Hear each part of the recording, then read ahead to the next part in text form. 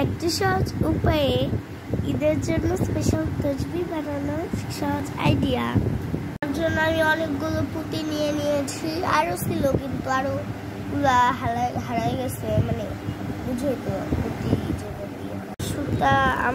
আমি একটা সুতা ব্ল্যাক কালার সুতা নিয়ে নিয়েছি। এখানে একটা সুতা নিয়েছি, সুতাটা আমি এমন করে নিয়েছি,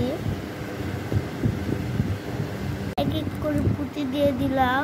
তারপর দেখতে কিছুটা এমন লাগবে তসবিহের মতো। এখানে গিট্টো দিয়ে দিলাম, ঘিরো দিয়ে দিলাম সুতাটা।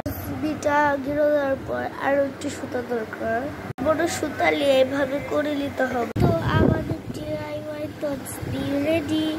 আর আজকের ঈদ ক্রাফটটা যদি ভালো লাগে থাকে অবশ্যই লাইক এবং সাবস্ক্রাইব করতে ভুলবেন না। সবাইকে জানাই ঈদ মুবারক।